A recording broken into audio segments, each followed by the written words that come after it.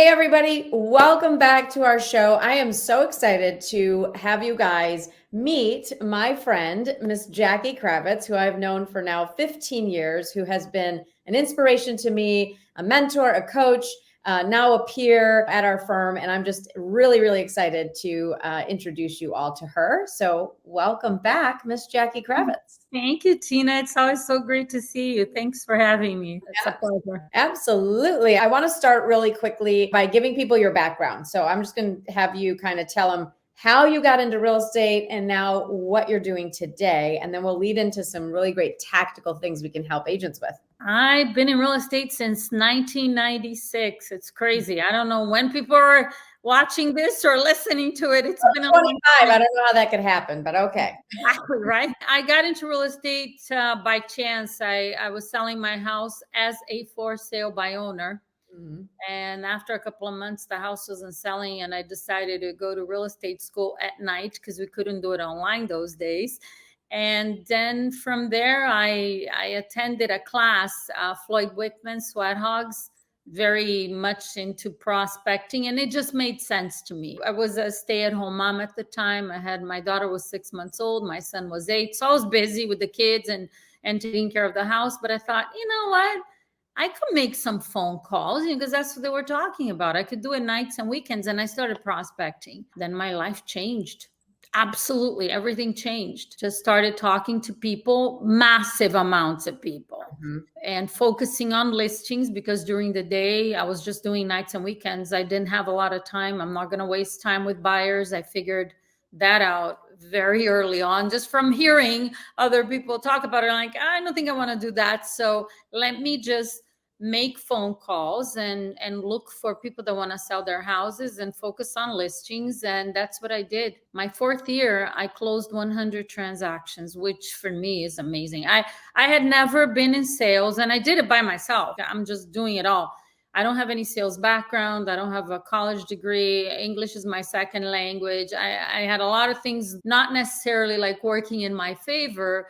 And it was just a decision, a commitment. I was determined to make it work. It's, as you know, it's not rocket science. I put my focus on for sale by owners and expired listings because since I was looking for people who wanted to sell and those people want to sell, I thought, okay, so those are my number one focus. And then I was also making a lot of neighborhood calls, just listed, but FSBOs and expireds were my main focus. And ended up really my second year, not so much, but by my 4th year, 100% of the closed sales were listings sold, and they were FSBOs and expired. So then that became my thing.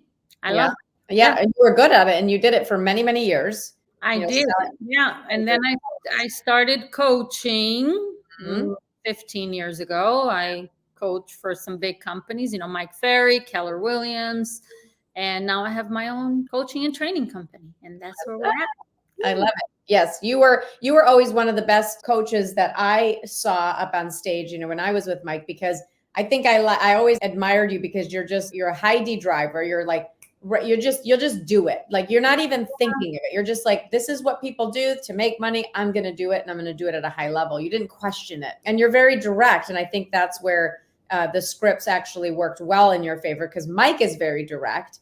I like to be pretty direct, when I'm in a sales situation, because somebody has to be in control, right? And you're good at that. So you have had a massive career. So when you're teaching agents, it's not like from somebody who's never done it.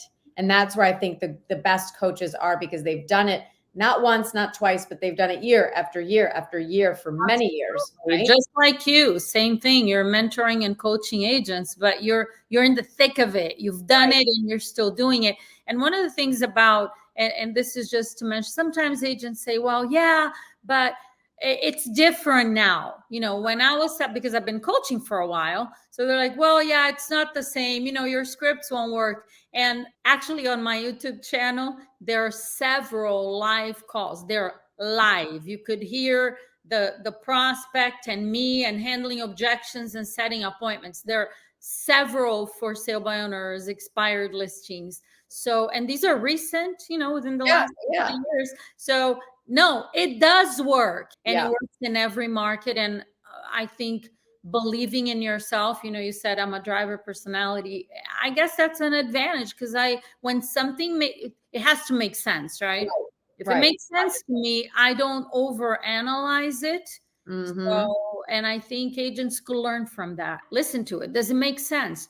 And then just go for it and see what happens. Yeah, it is logic backed by action though, right? Because I think that's 100%. what you have, that you might have fear, but you've learned how to get around it and just push through the fear to get to the result because you're a results driven person and you Yeah, have to get absolutely. that result. Yeah. Love that. Absolutely. Fear like everybody else. You overcome the fear. I'm sure you get that question asked all the time. Oh, but I'm afraid of making calls. What should I do? Just make them. If you sit there and think about the fear and talk about it, it's not going to go away. But Right. if you start talking to people, yeah, you're going to get over it. There's Right. no other way to do it. So It gets better. I love that. Well, and I think there's a couple little groups that I've been in through the years, and they have the live calls, and people would just sit in there and then they would come back and go, well, yeah, I heard them calling. Okay, then why aren't you? Like, even if you show some people, they'll do nothing. And I love this actually as a real estate agent in my past when I was doing expireds. The fact that most agents won't do this is where the gold mine lives. Right? It's like a treasure chest, and we're showing it to you, and you won't go get it because you don't want to dig. You don't want to do the work or get over the fear. But mindset is everything. Everything. Absolutely. Yeah. And I would say too, with this conversation of doing it, in the beginning, it's just like everything else. If Mhm. you've never gone to the gym to work out, the first week you're gonna be sore.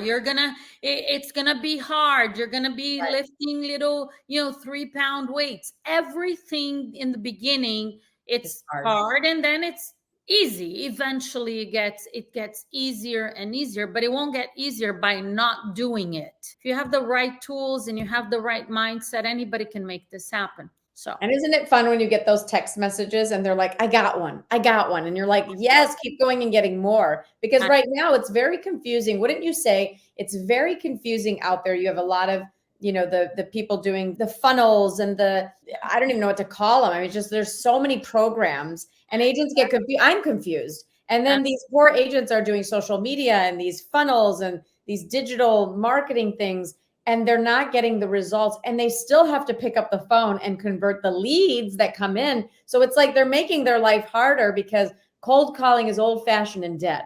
And like you said, very few will do. So the ones that are doing it at a high level are listening to the ones saying it's dead and saying, yep, you're right.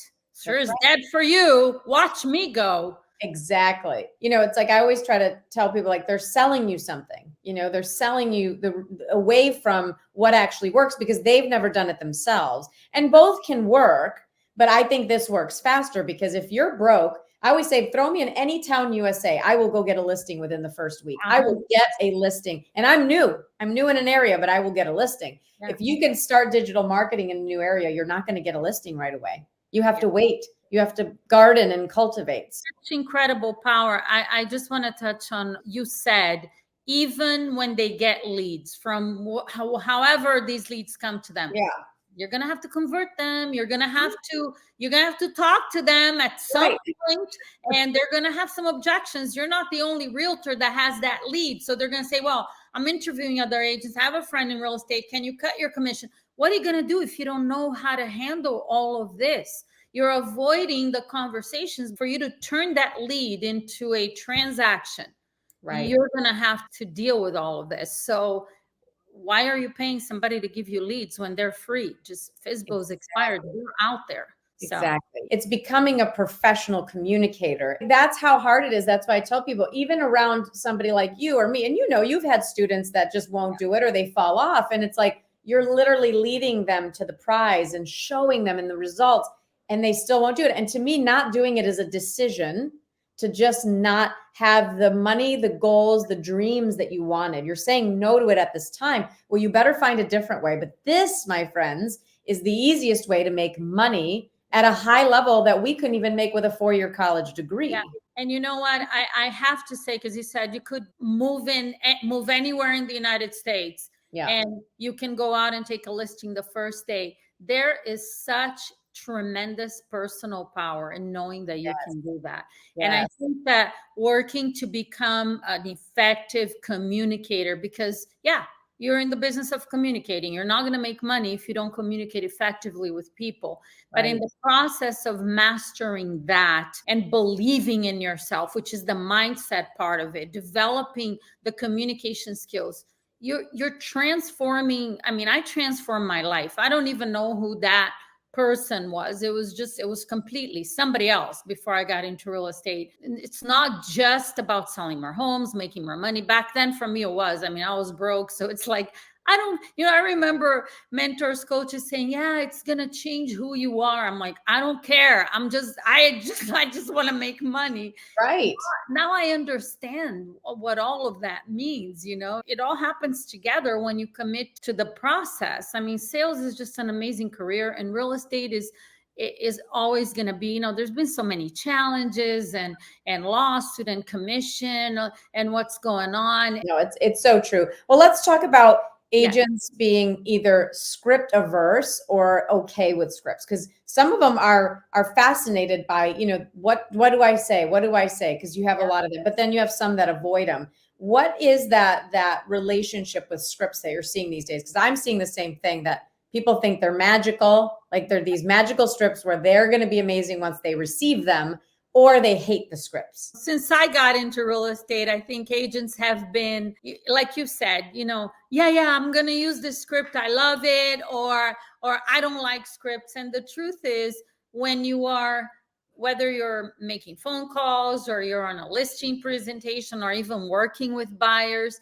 if you're not using an effective script, you're using a script is just something that you made up, that you think makes sense, that you feel comfortable with, that is not working. Because Right. a script is just something that you just say to the same person all the time. So if what you're doing is not working right now, maybe your scripts are just not the effective ones and you ought to find something else. Here's one thing that I think recently I noticed, right? My scripts, you said this earlier, they're very direct. Yes. Direct and to the Yes. point.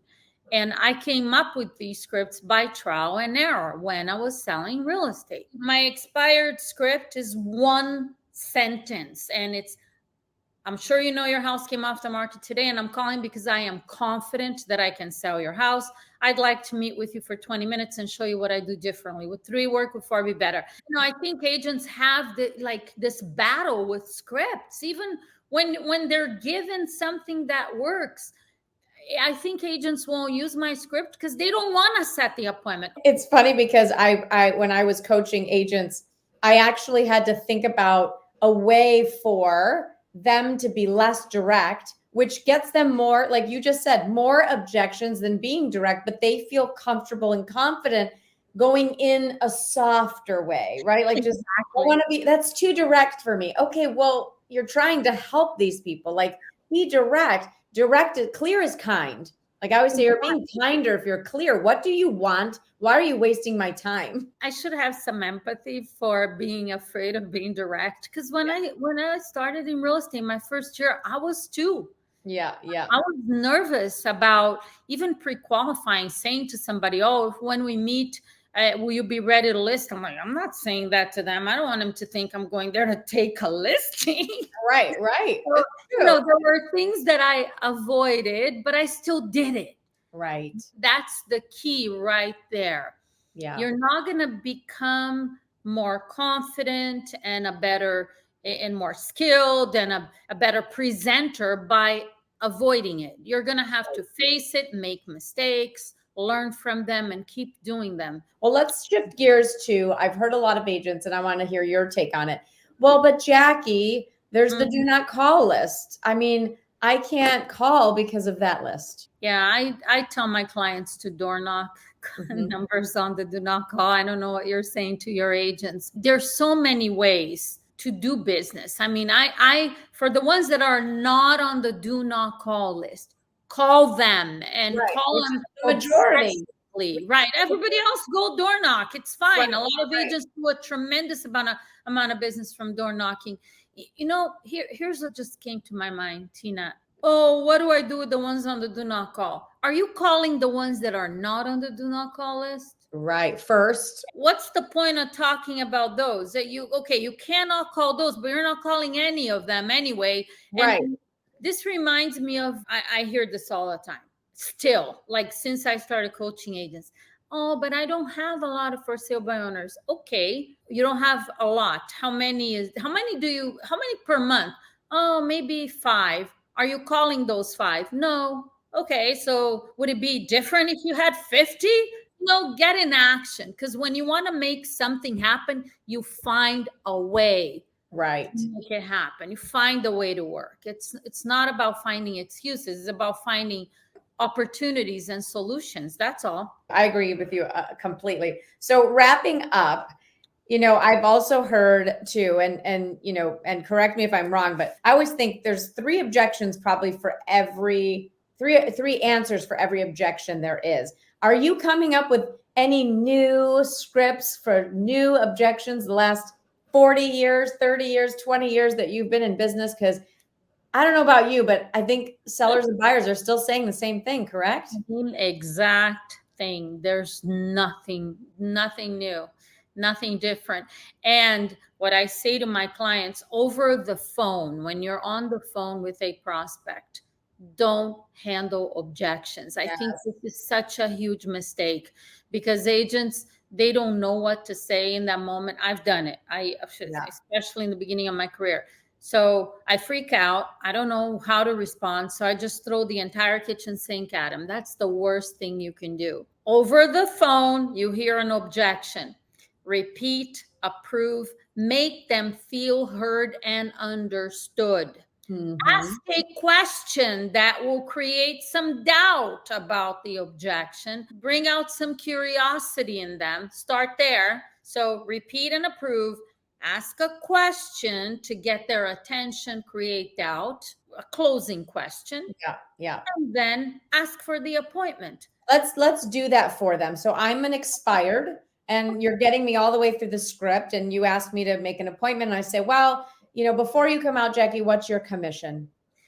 Tina, that is a great question. And I imagine that you're asking me that question because obviously you're thinking the more commission you pay, the less money you keep. And I would imagine that you want to be able to walk away from the closing table with the most money possible, right? Oh, absolutely. We're tight. We need to get every dollar out of this place. Exactly. And well, the truth is, tight or not, this is your home. It's your equity. You want to sell it for the most money possible. And you want to walk away with the most money possible, 100%. And I just want to assure you, Tina, that my goal in working with you is exactly the same. And ultimately, to answer your question, my commission is negotiable. We'll discuss that in detail during our meeting. And the commission is going to be whatever you and I agree upon. So I look forward to seeing you today at 4:00. Boom. You did not answer the question. And that's the mistake that they get into. Yeah. Oh, but my commission's this, and I have bills to pay, and I have to give half to the buyer agent, and then my company takes half, and you're making it about you. The problem with telling them the commission over the phone is this: they don't know you, they don't know me, they don't know you, they don't know what you do, they don't really know yet because they haven't met with them what you're going to do for them, what value and benefits you're going to bring. So when you say my commission is X, they have no sense of what is this? Is she charging too little? I mean, she gives me so much. There's no reference point because they have no idea what you do. It's like giving somebody a price for something and they don't even know what they're buying.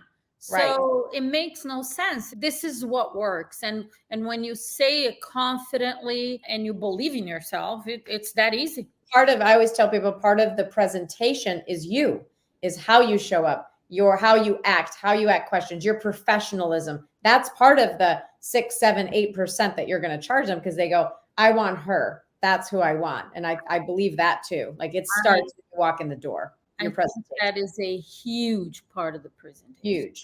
That's more important than anything else. I don't know about you, but I've actually, years ago, I've bought things that I didn't need because the person there selling it to me was so excited. And, in that moment, you just get excited. It's like, well, I really don't need this pair of shoes, but wow, yeah, oh, you could use it like this, that, okay. I And guess I need it.